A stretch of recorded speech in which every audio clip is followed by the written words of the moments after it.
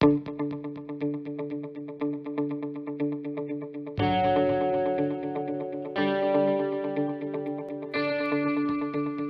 welcome back, everybody.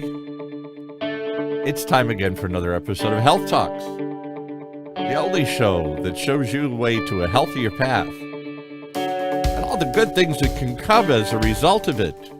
With the man who knows how to walk a healthy path and find that next step in his life, Dr. Trin. Welcome, sir. Hey, good morning, Pa. Happy New Year. Good morning, Amy. I am excited to bring on Amy, my good friend, this morning. We always talk about health talks, but health to me is more than physical health, right? There's emotional health, physical health, that's brain health, spiritual health. There's all sorts spiritual of health.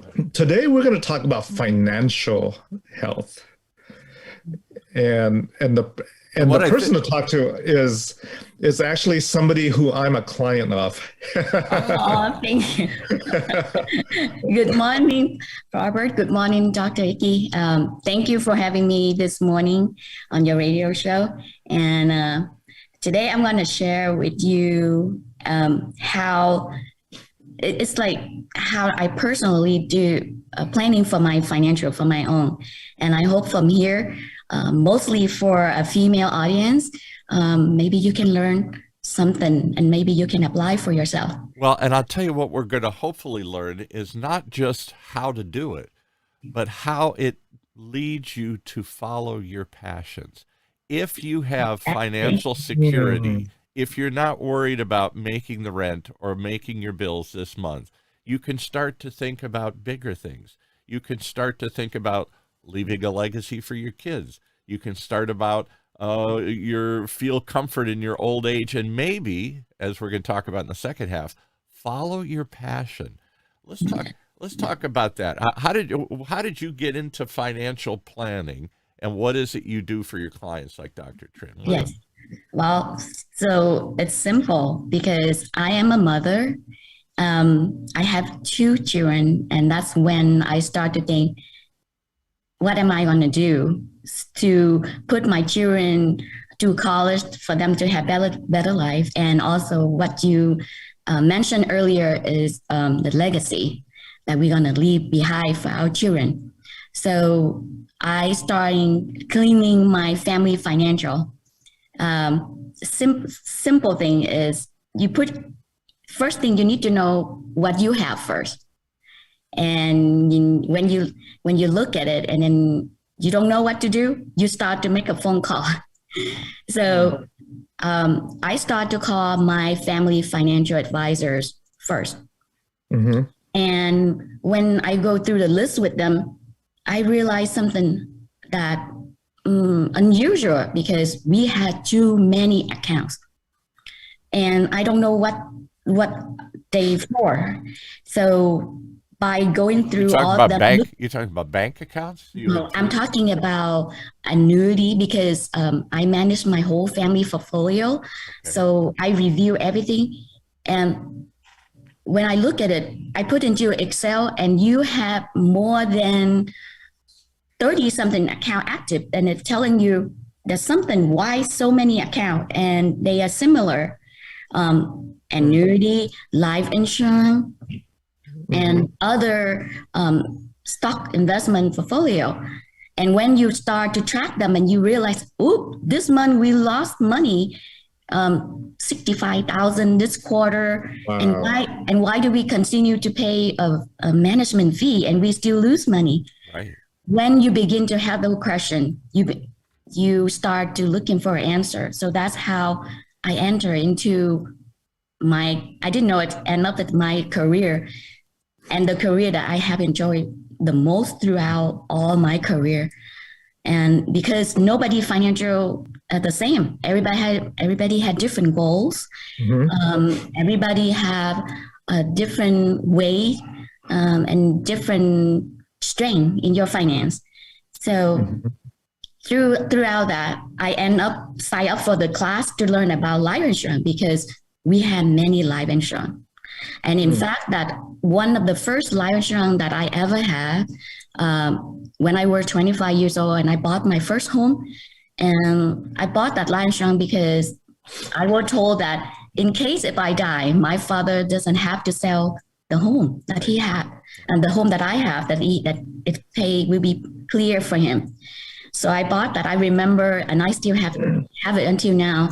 It's my first 250,000 when I was 25 years old. Wow. Isn't that the purpose of life insurance? Do you have to wait till you're dead to benefit? Because most people, they think, oh, life insurance is just for you to die. But nowadays life insurance is different now. It's not die to use anymore. I realize that there are many things you can do with it now.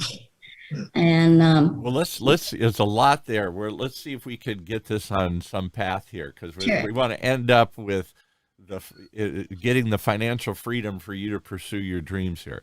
So it started with you weren't happy with the information you were getting. You had professionals that were looking at this, but every time somebody came into your life, a new professional, he or she said, buy this, get this, because that's probably what they were selling.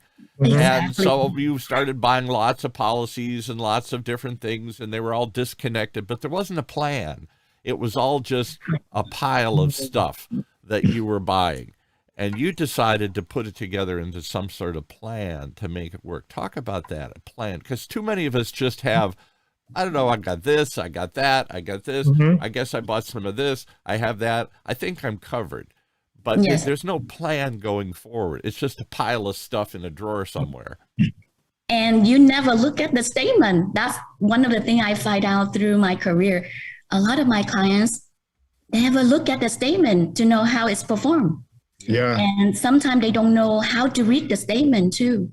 So, well, I'm going to blame some of your fellow professionals, because every time I try and look at it, they say, don't look at it. We're in the long term. Don't worry about month to month, quarter after. Oh, so you lost some money. You'll make it next month. We're talking about a long horizon here, 10 years, 20 years. Don't worry about what happens day to day, month to month, year to year. Yes. But, like you just mentioned, through in our life, our goal change. Like when I younger, I found that I love aggressive, high risk, high return. Yeah. But when you reach to the age that you plan to retire, will you be risk if your portfolio will lose 30% to the market? That's something you have to reconsider. Not if it's going to take 30 years to come back. Anymore. Yeah. Not if it's, I don't have the time horizon. Right. So what is the different? So when we think of life insurance, we just think of how much is our family going to get when we die. So tell us the different types of life insurance, and because you talk about life insurance that you can use when you're still alive. Yes. Tell us about that. Okay. So the new life insurance right now is for you to live and use. So number one, let's say if we pass away and we already know that our family will be taken care of with that amount that we left behind. What if we don't die? What if we get sick? Right. And where you're going to get the money? So you will end up spend all of your saving just so you get sick. Now you know that there's a product out there that will give you that. We call that living benefit. Living benefit. Living benefit rider, and it's included in the policy, which is you have that one, Dr. Yeah. Yes. Yes. And what if you not die and you not sick? You live too long. It's also a problem because you run out of your money. Right. Because now with, medical advantage, I found that people live longer, and with the inflation and everything, maybe your $1 million now, 20 years from now, is maybe not the same. Yeah. That scares me. Let's talk about that for a second, because I've asked people through the years, and I've asked people through the years, how much do you need to retire? How much to feel safe? And everybody goes, I don't know. Everybody's different. How much do you want? And they give you all this nonsense. I said, no, I want to get a formula. Maybe not a number. I want a formula. Robert, so let me tell you something. This is what I usually tell my clients. Right. Yeah. So let's do a quick math. Let's say how much it costs for a meal nowadays. a decent meal? $20? Right. Okay. At least $20. Yeah. At least $20. Even And you McDonald's eat is $15, $20. and Yeah, then right. you eat 3 meals a day, right? So let's do a math real quick then. All right. $20 multiplied by 3 meals a day, multiply that for 30 days, and then multiply that for 12 months. And I plan to retire in 20 years. Multiply that for 20. You will need at least 432,000 just to cover eating for the next 20 years when you retire for three-day meal. Wow. And if you have a spouse, you multiply that by 2. She's shorter than I am, though, so she only eats half as much. See, guys, this is why I promote intermittent fasting. Yes. Money. It's all about money. You're not going to run out when you only eat once a day, right? It's not for health, it's for wealth. I'm just kidding. Anyway, let me give you a serious example. So my late father, who died 10 years ago, was a planner. He wanted to have a plan for everything. And so when he looked ahead, he retired. My dad died in his 90s. He retired in 1970. Hard to imagine that long ago. And it was right after an inflationary period, or right as we were going into one in the 80s, when everything suddenly jumped up. The price of cars, the price of houses, the price of salary, everything suddenly jumped up in the 80s. Jimmy Carter and Reagan in those years and everything. So when he retired, just prior to this inflationary run-up, he thought he had it made. We lived in a very nice neighborhood. I'll give you some numbers here. We lived in a very nice upper middle class neighborhood. He was a executive with a car company, Chrysler, and I think at most he ever made. He was a vice president for Chrysler Corporation. Most he ever made in his life was probably $50,000. But our house cost $50,000. A big, beautiful house cost $50,000. Our car cost $5,000. And so my dad looked ahead at his retirement, and he said, I'm going to get $3,000 a month for the rest of my life just for doing nothing from Chrysler, plus Social Security. I'm going to get $50,000 a year. I'm going to be set for the rest of my life. So he retires. Along comes inflation. Along comes everything else. And we know the answer to the story. $50,000 doesn't get you anything. $50,000 doesn't buy you a house. A car can cost $50,000. A house costs 10 times that or more, $500,000 just back in the Midwest, $1 million out here. He was totally unprepared. Now, he also didn't know when he retired at 65 that he was going to live to be 95, 30 years. He thought maybe 10. I only got to survive for 10 years. He didn't know he was going to live for 30 years. So his money ran out. What he thought, he spent his whole life making a plan, and he acted on it, not knowing that that amount of money was not going to make it for 30 years. And I never forgot that, because he was somebody who planned his whole life. He was completely wrong about everything, about the amount of life insurance he had. He had $50,000 in life insurance. He made $50,000 a year. Our house cost $50,000. He thought that was the number. It was going to stay that way forever. It didn't. It changed. And the number, and by then he couldn't, so he had to go back to work later in life as a consultant, and that actually turned out to be a good thing. He made more than $50,000, only working 6 months out of the year. But and he did that up into his 70s, and that was the only way he survived, because his plan failed. Talk about that. What does it mean to look forward? The good news is Dr. Trin says I'm going to be 95. The bad news is I'm going to live to be 95. What am I going to do for money? Yes. Actually, to have a plan better than you don't have a plan at all. Right. That's what I had to say. And let's go back to the one that I just mentioned earlier. So what if you live too long now? You need the money to retire. Right. So the life insurance will give you that supplemental income without taxes. You don't have to pay tax. And better yet, the one that I have done for many clients, that include Dr. Icky, he was one of my first clients. Have you heard something that funding for your retirement and it's we're matching with the bank 1 to 3? $1 I put in, I will get the bank fund for me $3. The bank is going to give me $3? Yes. Mhm. The Just bank like doesn't give now- me anything. My bank gives me And- pennies on the dollar here. Yeah. because there's the many product out there, and just because we don't know. When I first started this plan 6 years ago, I did not know there's such plan out there that you can buy the life insurance and you can get a lender will lend you 75%. All right, you got to walk me Wow. through this one. I've never heard Yes. this one. All right, And so let me give me, show- give this is a life insurance policy, Yes. and I Yes. borrow money to what, for the monthly premium, or do I buy it all at once? So what you're gonna do? You're responsible only 5 years of 25% that you're gonna pay. So for example, like mine was 100,000, so I pay it in 5 payments. So I pay $20,000 for 5 years, and I'm done with my 25%. And the bank is funding 75% for me in the next 10 years. Why would the bank So- do that? Why would the bank pay the? Let me share with you why the bank do that. Just like how you buy the house, why the bank fund you the money to lend you the money to buy your house. Right. Ooh, interest? What is it Because that the interest rate. why would the bank want to do that? What, is this like a big bank, Bank of America? Because Wells the Fargo? bank, they love your business. They want to loan you money.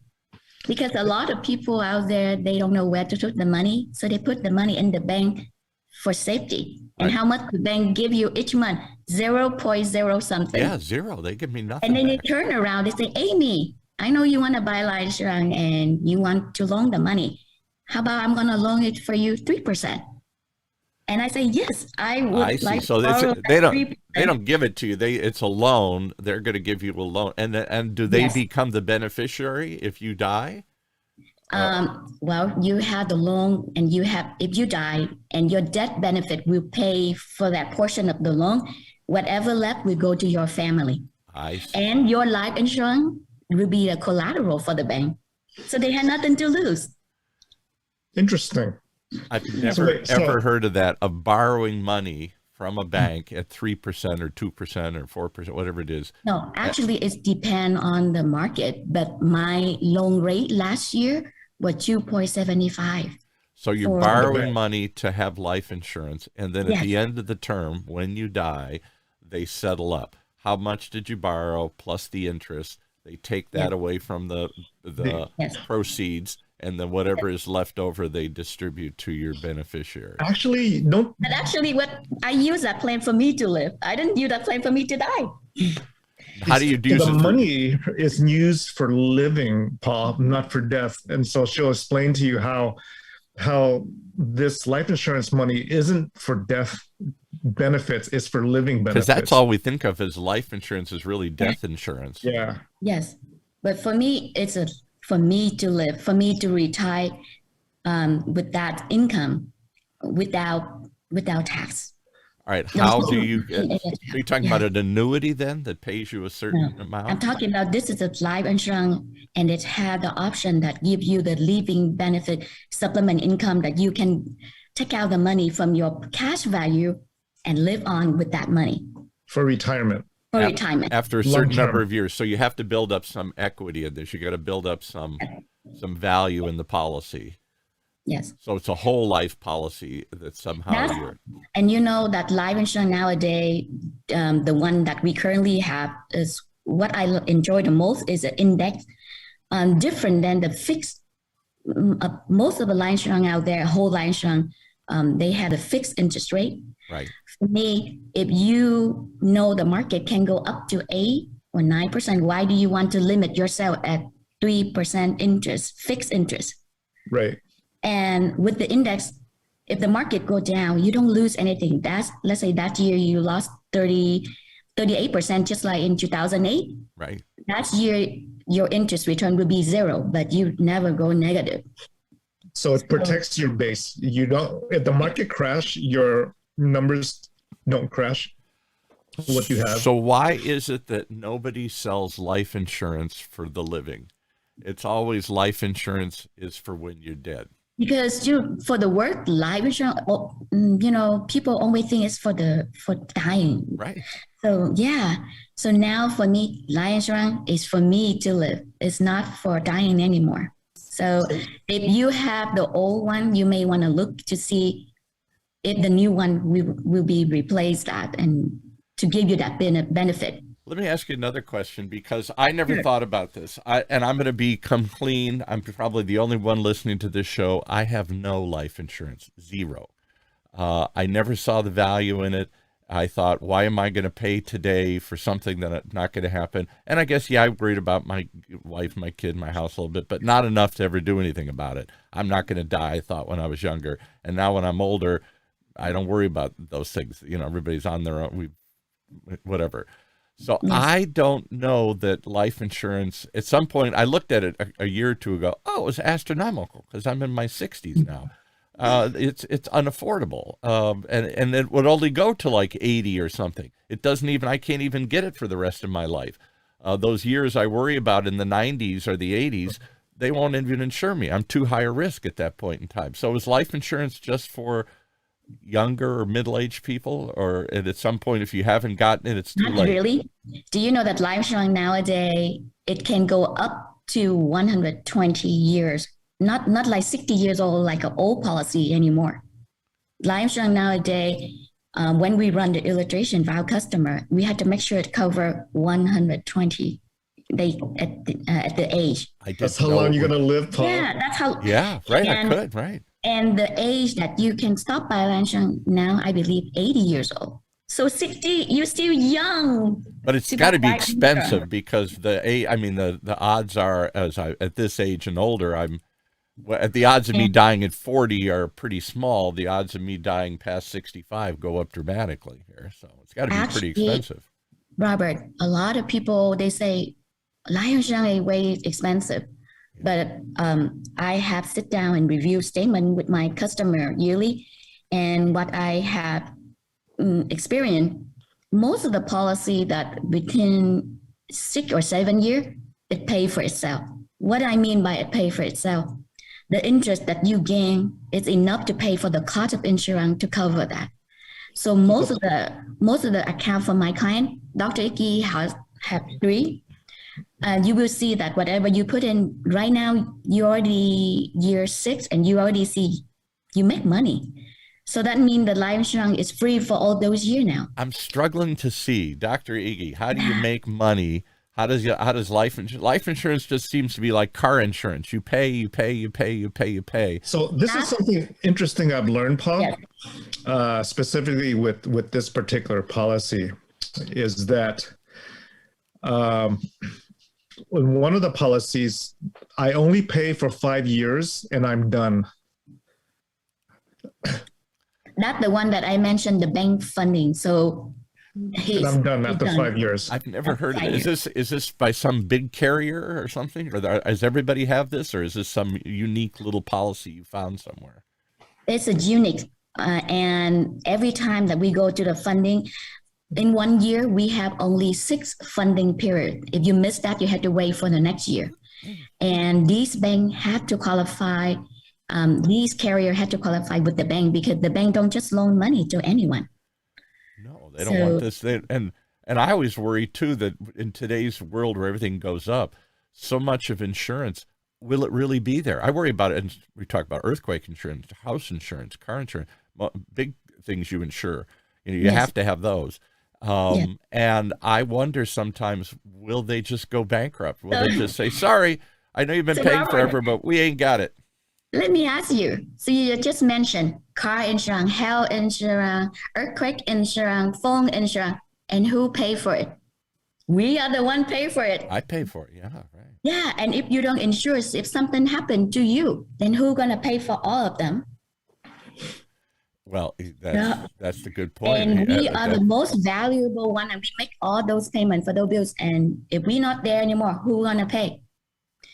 And we forget to insure ourselves. And then most of the time, insure our life, I have seen it cheaper than insure car or cell phone or house, because I have seen the policy that whatever you pay, you have that in your accumulation cash value. It's different than pay in the car insurance. You will never see the money coming back. Never. No. What does it mean? Yeah. Cash value. And there are many different policy out there. There's some policy, it's like car insurance. You buy, and they call that term insurance. Right. Term insurance does is you buy 10 year, 20 year, and 30 years. Right. And make sure that you have to die within those years. If not, anything you pay in that policy, gone. Yeah, right. So just make sure you die in that period of time. Because if you knew exactly when you were going to die, it'd be easy to figure all this out. But it makes sense for me. I think it's really affordable for, let's say, a family start buying a house, and the husband is the only one that working. So it makes sense for him to buy a life insurance for 30 years. It's a short-term problem. I've got to, until I pay off the house, I got to have it insured if something happens. So in case anything happened to the husband, the house will be paid off free and clear for his family, at least. And it's really affordable. It's really cheap. I had to say. Well, we're getting we're running through the products quickly here. Rather than spend too much time talking about specific products, you had somebody else you wanted to bring in, because in your own life, that was the point of the story.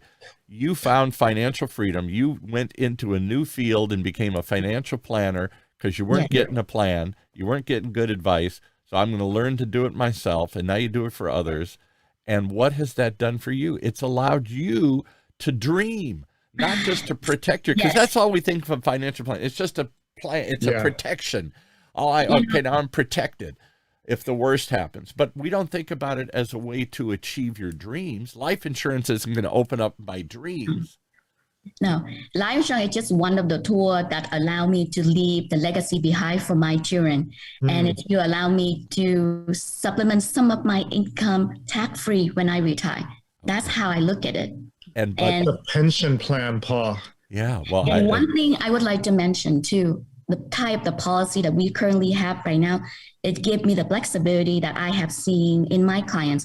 You know, last year, a lot of people have houses, but they cannot take out the cash out finance in their house. Why? You have no job to prove to the bank that you can make the payment for that refinance cash out. Right. Most of my clients have the equity in the house.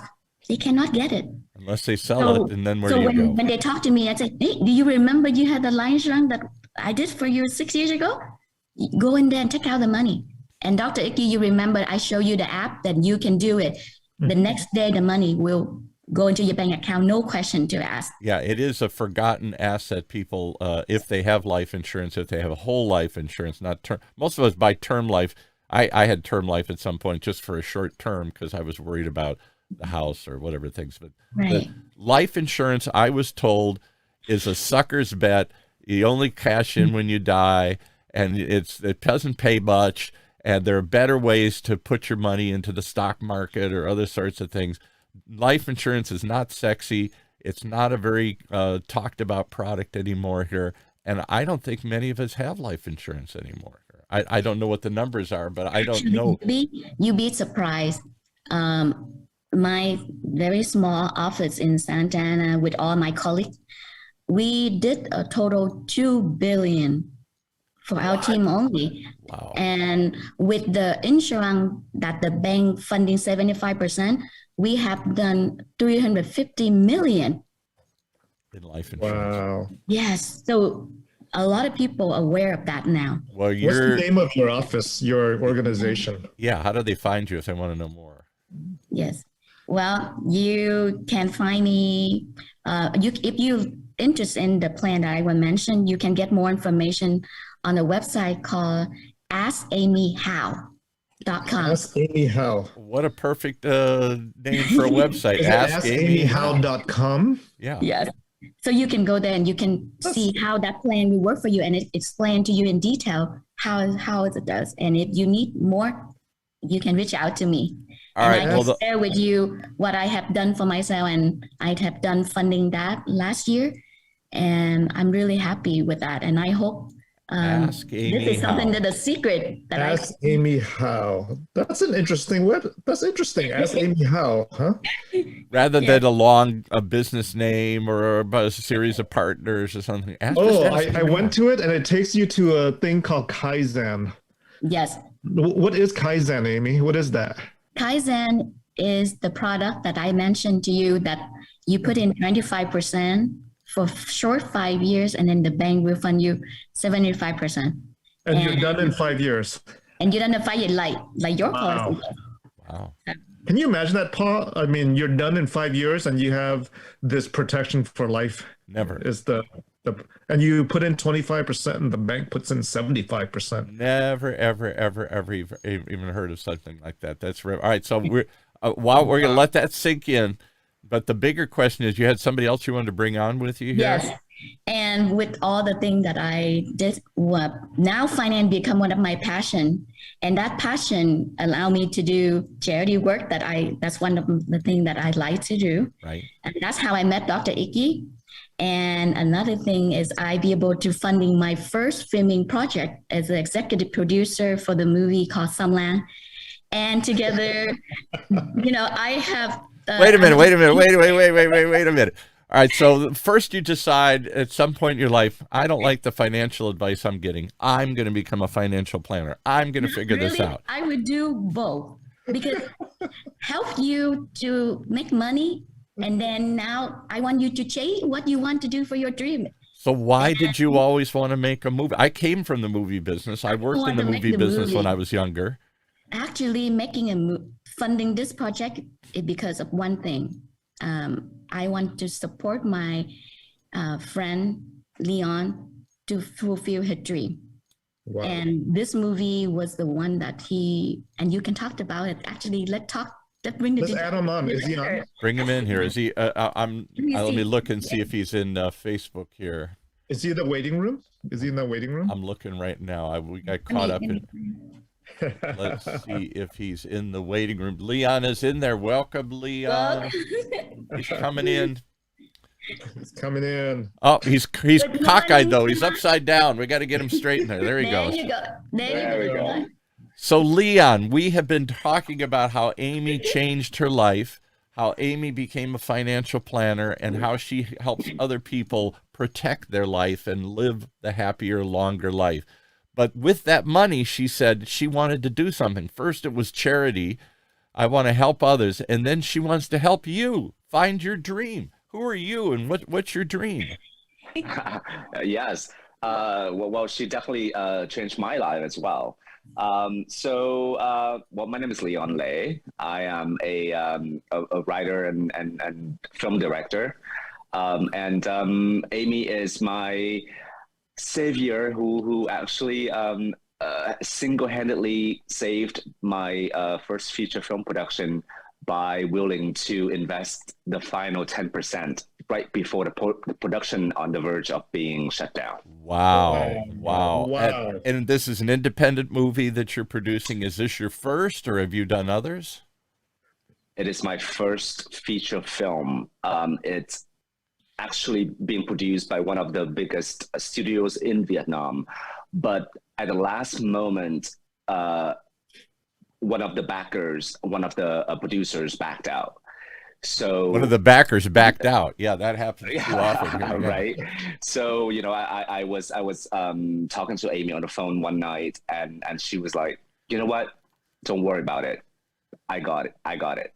And all I remember was just I was weeping because it's this whole journey of finding backers and it's horrible. It's unbelievable how every movie gets made. We could talk about that sometime, but I saw it first. I was an entertainment publicist. I handled Johnny Mathis and Anthony Quinn, a whole bunch of other people back in the 80s. I worked for I was a partner in a big entertainment PR firm, and so I didn't put together movie financing, but I watched my clients, directors, actors, and stuff go through this process. It never gets easier. I don't care if you're Steven Spielberg.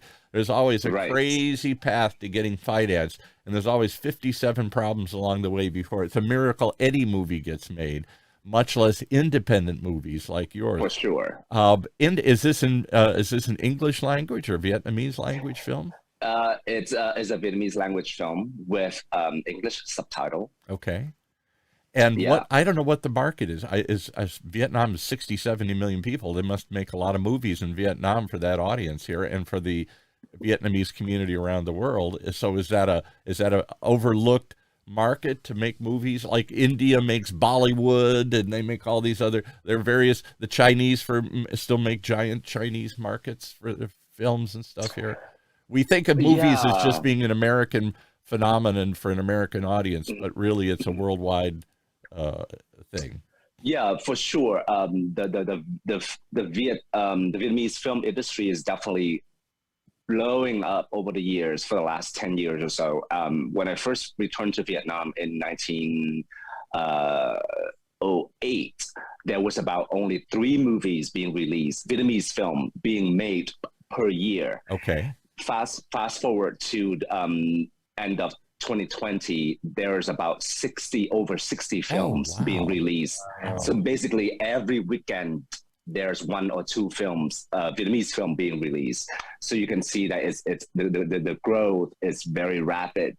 But in terms of international market, yes. As you can see, American audience is getting used to watching films with subtitles very recently with the whole the Oscars starting to recognize Asian films, and so it's still very beginning. Asian filmmakers, Mexican filmmakers, Robert Rodriguez and others and stuff here. You're seeing more and more international film directors with international casts and of course China is financing more. What is it, Mulan and all these other Disney? Right, exactly. And with Parasite and Squid Game, it's getting more attention, so which is a good thing. But we still have a long way to go because the American audience is still not that it's not in their culture to watch foreign film as much as surprisingly Vietnamese audience. They are very used to watch international films. Yes. Because they watch anything they could get, we used to growing up watching Russian films, Czech Republic films, American films. We're so used to them. Right. And what is the name of your movie? Yeah, that's what I was going to ask, right? What's the name and what's it about? What's the name of the movie? What's the name of the movie and what's it about? Yes, so the film is called Song Lang. And in Vietnamese, Song Lang means an instrument to keep the tempo, and it's also double meaning. It means 2 men. So the story is about it takes place in Vietnam, in Saigon, in 1980s, and it follows. Wow. Yeah, that's it. And it follows this a loan shark and his encounter with a young opera star, Cải Lương, Vietnamese opera, a young opera star, and how their their relationship blossomed in the course of 3 days. And are you the actor in the film, or just the director, or the writer? I'm the co-writer and the director of the film. Okay. And he also a songwriter in the movie, and Cải Lương is a Vietnamese southern opera. It's a dying art, and for us to see it in the movie, and now I start to see people enjoy the art again.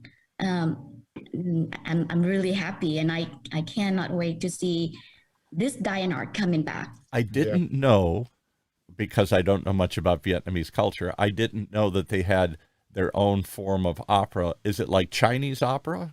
Chinese has another form of operatic. That's a good comparison. It's kind of like Vietnamese version of picking opera, right? Of musical theater, right? Yeah, whatever you want to call that, right? A musical style, right? So it's a Vietnamese version of that, as you say, Peking opera, Peking musical. That's correct. What inspired you to make this film and the story? Yeah, exactly. Actually, growing up in Vietnam, I was obsessed with Vietnamese opera. and my dream was to become growing up and pursue this career, you know, become a Vietnamese opera performer, which scared shitless my parents. Yeah. You know, like, A dying art. I don't think so. Right. They're exactly. probably like, we want you to be a doctor or an engineer. Of course, right? Asian parents, but you know, like we immigrated to the States when I was 13, and I knew that, you know, that dream is have to that's no longer realistic. But then I discovered musical theater, and so I'm like, oh, you know what? This is a perfect substitution.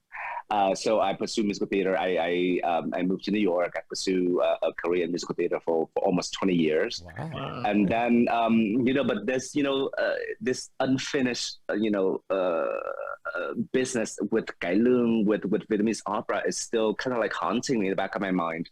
So finally, in 2007, This is sort of like Phantom of the Opera. It's been haunting you all these years. Okay, right. Exactly. Right. So in 2007, I decided to return to Vietnam for the first time with hope that, you know, I'm gonna produce an opera on stage just to, you know, to satisfy, to complete my childhood dream. Yeah. But then at that time, I realized that it's a very unrealistic ambition because it's, as Amy said, it's dying art form.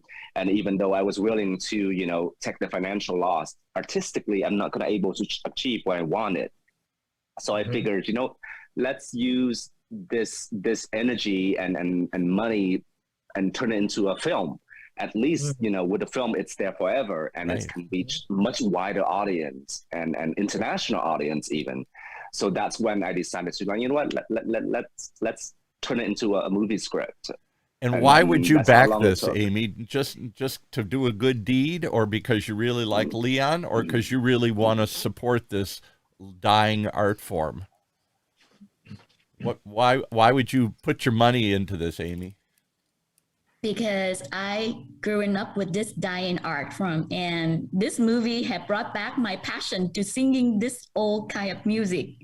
And I realized that, you know, I would have my children learn about this, and they get used to hear me humming all around the house. And then when he said, "Mommy, I see this. I see you sing this one, this type of music." And my son, he loved to hear that I singing the old song. Wow. Is there anywhere in the United States somebody could see this? Could they see this in the Vietnamese community here in Little Saigon or in Houston or wherever? Yeah, for sure. Their performances all the time in Vietnamese community in Orange County, and they actually wherever Vietnamese community are, there's always, you know, a little touring troops and performances that people still, you know, it's also especially for people, for Vietnamese living abroad, living in America, it's their one way to reconnect and you know, to think about their homeland as well. What little I know about Peking opera, which is, I don't know, I guess we call it opera, but it's just a high style of singing, a very formalized style of singing. And a very formalized structure to these stories here, like classic Italian opera. There's always a lot of death and dying, I'm assuming, and sad stories. Right, very dramatic. Very dramatic. In Peking, am I correct in saying that in Peking opera, only men can perform, even the women's parts? And is that the same? Traditionally, way back when, yes, but nowadays, female are playing female roles. But that's not the same case in Vietnamese opera. Vietnamese opera, structurally, male playing male part and female playing female part. Okay. Sometimes they do switch it up, but that's just for artistic choices. But normally, it's not the same as picking opera in that term. And this may be a bad analogy, but would it be sort of like, I know we've all seen little what's the one about Saigon? Miss Saigon? Miss Saigon. Miss Saigon. Yeah, Miss Saigon or Madame Butterfly or any of these types of tragic stories with Asian characters in them, which have musical elements to them. Yeah, right. Actually, yeah, for sure. There's the movies right now. It released on YouTube, Amazon Prime, Hulu, Fandango, Fandango. Wow. So we can watch all of that. iTunes. So Yes, for sure. so this So you movie can is out already? I thought it was still to come. No. No. No, it has been released during the pandemic in US. So now it's available on Amazon Prime, iTunes, Vudu, Fandango, YouTube. So you can all go on there and watch for like $2-3. All right. And How so was- what's the name of the movie again? Just so we got them interested in there again. It's called Song Lang. Song is like song, SONG, and Lang, LANG. Song Got Lang. Okay. All right. Yes. Go ahead, Doctor. You got a question. How has the movie been received? How many countries has it been in? And, how's it been received overall? Until now, we have been played in over 100 film festival around the world. Wow. And the film has won 54 awards, ranging from best film, best director, and best actor, and costume design or whatever. And actually, just 2 days ago, we just won one of the most prestigious awards in Saigon after 3 years being released, and we won. Yeah, we won 7 grants from the government. And what did we do with that, Leon? What that we all decided to do with that? You bought award? life insurance. No, probably not. Right? No, we decided to donate it to all of the struggling opera artists in Vietnam who's struggling through the COVID. Wow. So $7,000 in Vietnam goes a long way. It could help a lot of them. What is the future of this art form? Is it in decline? Young people aren't interested in this kind of dramatic operatic tales or these kinds of productions. I'm going to assume that during COVID they shut down all the shows, so that means no money, no income for all these people who produce these shows. It's got to be tough times. It's quite tragic because the government probably couldn't care less, because it's an art form that doesn't bring any more attention or money in anymore. So these poor artists, they basically just struggling to survive, and they only do it because out of passion, and isn't that an art form because the young generation, it's not cool for them to watch these things anymore. Right. It's not. And yet they watch BTS from South Korea, they watch boy bands and stuff Exactly. Korean pop. Well, and the other thing is, I'm told over and over again that the country of Vietnam is exceptionally young. I think half of the people in the country are under the age of 25 or something here.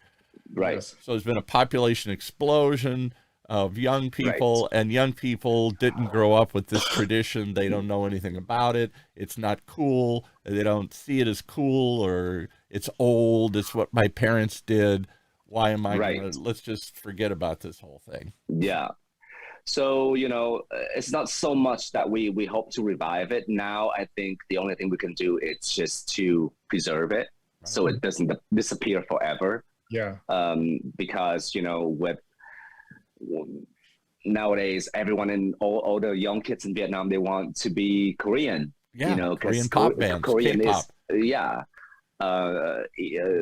The in fashion, in the way they behave, like even on Facebook, half of the kids nowadays, they just made up some Korean names because it's so much. I'm like that's scary. My grandson, who is mostly Hispanic, because my daughter's adopted from Mexico. He's all Hispanic. He is fascinated with BTS, and he can sing in Korean. And so this little Hispanic grandson I have his goal is to be a Korean pop singer. Yeah. Everybody wants to be BTS or the other bands. I can't name any of the other ones. BTS is the only one I know. All right. So the other, I relate to that because grew up here in America, obviously, and I have a love for a dying art form, which is jazz. The only indigenous American art form is jazz. The only thing we made up ourselves was jazz out of the brothels in New Orleans and all the other things. We came up with this crazy thing with this syncopation and with all the unique things about jazz. My daughter and her generation couldn't care less about jazz. There are no jazz stations anymore. Nobody can name any jazz artists. It's all long ago. And jazz has gone through different types of jazz, from Dixieland jazz to, bebop and 1,000 other things here. Yeah. All of that's forgotten. And at this point, it just seems like all we could do is sort of document it before it's gone and maybe keep a little glimmer of it alive somewhere here. Right, exactly. What is that book that Amy held up? Is it something available that people can buy?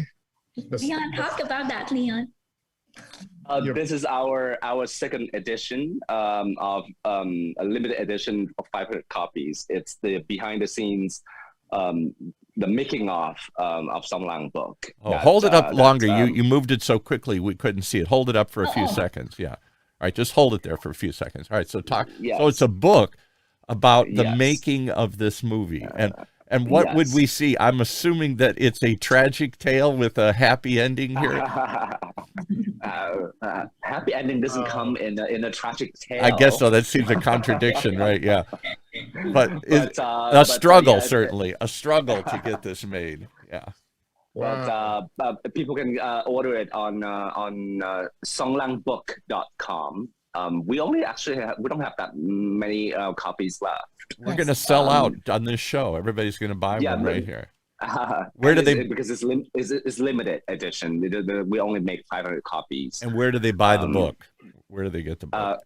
You can go to our website at www.songlangbook.com. Okay, so there's a Song Lang, SONGLANG book.com. Book.com. So you can get a book about the making of it. Well, I'm always amazed when people follow a dream. Too often dreams die, and life comes along and says, that was just a dream. You're never going to do that. But there are some people that build that field of dreams in the middle of a cornfield, as Kevin Costner did in that movie, and in the hope that if you build it, they will come. I encourage everybody to support anybody with dreams, because there are too few dreams in the world and they die too easily. I'm just a dreamer at heart here. So this radio station was a dream. A lot of the things we do are dreams. Somebody that thinks Dr. Trin works on are just dreams, and so often we tend to think of dreams as a waste of time. But the day we stop dreaming is the day we stop growing and imagining who we will be here. Yeah. And Or living. Or living. Yes. Yeah. But in America, dream does come true. It really does. Leon is proven, because I'm so proud that I did that investment, because, we have won a total of 54 awards for the movie like that. And we leave something behind for our children to watch this about Vietnam. And now we introduce to the world, Vietnam has such beautiful art, and I think that's only the dream come true for us already. Well, that's what we always hoped. America was built on a dream, immigrant dreams from all over the world, people coming to make something that only here they could do. I sometimes wonder if the American dream is still alive, but I think it lives through the projects like this and through the immigrants that continue to come here, who we may get old and cynical, the rest of Americans, and say, oh, that doesn't happen anymore. You can't do what you want to do. You can't be anything you want to be. But for a lot of people, this is the land where you come to be whatever you want to be and do whatever you want to do. That's always been the dream here. And you've done it. So hooray. Congratulations to you for doing that and for successfully creating this movie here. All right, Dr. Trin, you're going to back a movie now here? Come on, you do everything else. I can see. What a zombie movie. He's fascinated with zombies. I don't know why. I already got land in the metaverse with zombies on it. So if you can come up with, Leon, a way to bring zombies into your stories, you got another investor here. Yeah, zombie with Gai Leung singing and all that stuff. So. That would be dramatic. That would be dramatic. Well, no, I think the time is right for the international markets have grown. I was involved in the movie business, as I said, on sort of not making the movies, but helping promote them and whatnot through my work years and years ago. And at that time, the international market was pretty small. Nowadays, half of the money that an American movie makes, if not more, comes from overseas markets. Half of it. So they're making movies not just with the world audience in mind. They're also making it with world partnerships now, with the Chinese particularly, where major studios have major partnerships with Chinese films. And I think it's only within our lifetime, we're not going to think of Hollywood as the only factory for movies. And the 3 or 4 formulas that they make, superhero movies and romantic comedies and all that, there's going to be a whole different style of movies as the world tells different stories in different ways here. And I think Americans are getting an appetite. Just like we have an appetite for foreign food. When I grew up in the Midwest. There wasn't Chinese food. There wasn't Vietnamese food, certainly. I never even heard of Vietnamese food here. Now I go to a shopping center anywhere in Orange County, and there's everything but American. There's still hamburgers and hot dogs, but there's 20 other restaurants. There's Turkish and Philippine and Vietnamese, and we've learned to accept and to like all of those different flavors. Why not the same thing with movies? Right, for sure. All right. And it's life is much more, Oh, it's more than meat and potatoes. When I grew up, it was just boring. It was meat and potatoes and spaghetti and hamburgers and hot dogs. That was it. We didn't have a very colorful palate in those. We didn't have much taste for anything but a few things. And now we have exotic tastes for food and for clothes and for images on film. We can't get enough of all this. So I think you're at the right moment to help push that along here. All right. Well, congratulations on following your dream. Congratulations on making this a reality. And it just shows that if you put your financial house in order, you can dream. You can do bigger things. Yes. Yes. All right. Take us out, Dr. Trin. You guys are both very inspirational to me, Amy and Leon, and thank you for coming on. We'll definitely would love for you to come back on sometime and let us know what you're up to with your next dream after. Any chance? I'll ask one last technical question. I guess it's too late now because the period's over. Any chance of this ever getting into like the Oscar contention for foreign film categories, foreign film of the year, that stuff? No, because that we've been released for 3 years now, so that time has passed. Okay. Yeah, and the film has to be nominated by the country. Yes. Each country has to nominate their own film, and yeah. So, but there will be other chances in the future with other films. Does every country? I guess there's 100-some countries. Does everybody get to nominate a film, even if it's a country that doesn't produce a lot of films? Does Vietnam send a film every year? Yeah, for sure. But it has to be nominated by the government of that country. It's not like any filmmaker from each country can just submit. Right. They have to it's like a beauty pageant. You have to. You got to win the local contest, and then you get to go to the world contest here. Exactly. Well, we got to get you. And what? I don't even know. I'd be interesting to look up and see what films Vietnam has been nominating the last few years. You never hear about Vietnamese films in this country in the mainstream press. Sure. It's not something you hear about. I know that other countries have made inroads into that. Years ago it was French films were in vogue and Italian films, and now it seems to be Mexican films and other sorts of filmmakers. Bit by now Chinese films, certainly. Maybe the day is coming when we'll pay attention to Vietnamese films here, and they'll get a bigger audience here. That's right. Definitely hope so. All right. Well, the next. And I would like to say thank you for having us on the new year, and let me have this opportunity to share with you what I've done for my client and how I follow my dream with my two supportive brothers. I would like to call them brothers from another mother. And I'm grateful for both of you, because through helping all the project, movie or a charity project, I have brought joy to do what I want to do every day. So thank you. Nothing needs to be said. We'll leave it right there. Thanks for joining us today here. Thank you so much. Thank you, Amy. Thank you. Bye, Leon. Well, there you have it. Dreams can come true. It can happen to you if you only have the finances and the tenacity to follow through. It's all part about living a healthy life that we talk about each and every week here on Health Talks with Dr. Trid, right here in Orange County's only community radio station, octalkradio.net, streaming live from the University of California, Irvine's Beale Applied Innovation Center.